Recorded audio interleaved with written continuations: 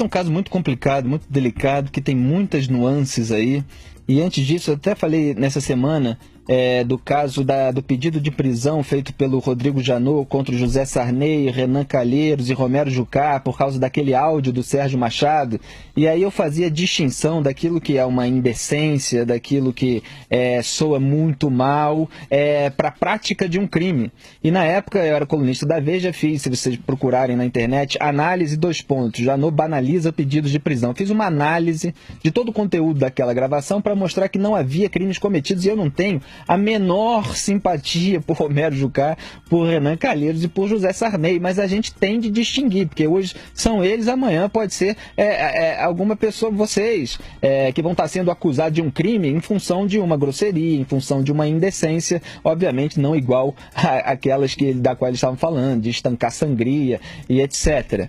Então, no caso do Bolsonaro, também envolve isso, porque ele reagiu de uma forma que pode ser considerada grosseira, mas ele reagiu a um insulto. A Maria do Rosário o chamou de estuprador, e é incrível como isso é ignorado por pessoas da justiça, pela imprensa que não simpatiza com Bolsonaro, que não conta a história completa. Quer dizer, eles estavam discutindo originalmente, só para lembrar aqui do meu próprio artigo, questões que são pertinentes à atividade parlamentar, referentes à redução da maioridade penal. Por causa do Champinha, né? Por causa do Champinha, contra a qual a Maria do Rosário se posiciona, mesmo em caso de estupradores como o monstro Champinha, que teve aquele estupro coletivo com uma menina que depois, inclusive, foi assassinado o namorado dela. Então, um caso bizarro, e o Bolsonaro estava mostrando como é um absurdo você defender a manutenção da idade penal que deixa essa gente impune como Champinha. E a Maria do Rosário estava do outro lado, quer dizer, defendendo a impunidade do estuprador. E o Jair Bolsonaro tem projeto de castração química de estuprador. Aí o sujeito é acusado de apologia do estupro porque fez uma ironia grosseira em resposta a um insulto. Quer dizer, você tem, inclusive, legalmente atenuante de reação a um insulto. O STJ não entendeu isso. Incrível, não né? entendeu isso, e eu até estava separando aqui um trecho da relatora do caso, a ministra Nancy Andrighi, não sei como é que se pronuncia esse sobrenome, que ela votou contra o recurso do Bolsonaro, e ela disse assim: a expressão "não merece ser estuprada" constitui uma expressão vil que menospreza a dignidade de qualquer mulher, como se uma violência brutal pudesse ser considerada uma benesse, algo bom para acontecer com uma mulher. Isso é um texto militante, porque ele desconsidera a circunstância da expressão e o raciocínio, evidentemente, por hipótese, de um sujeito que não é um estuprador.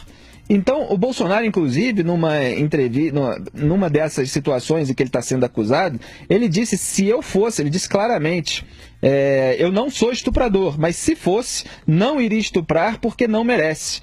Eu, na época, até falei assim, vem cá, na frase, se eu fosse um assassino, não mataria fulano porque ele não merece, segundo o STF, eu seria um apologista do assassinato? Se eu dissesse, se eu fosse assaltante, não assaltaria Beltrano porque ele não merece, seria um apologista do assalto?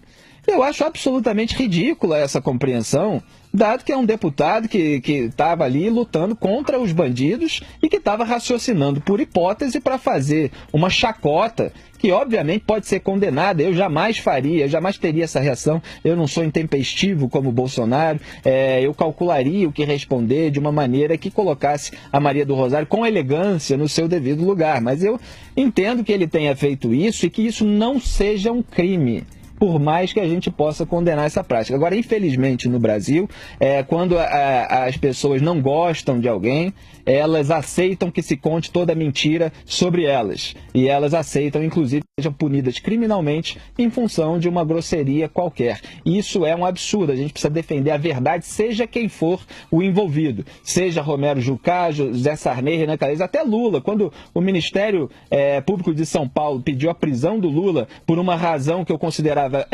ilegítima, que não era certa, ele tem várias razões para ser preso. Eu falei que estava errado, que não era para ele ser preso daquele modo. Então, seja Sarney, Renan, Jucá, Lula ou Bolsonaro, a gente tem de fazer a divisão das nuances de cada caso, porque crime é uma coisa e a indecência ou a grosseria ou uma reação intempestiva é outra. São outras completamente diferentes.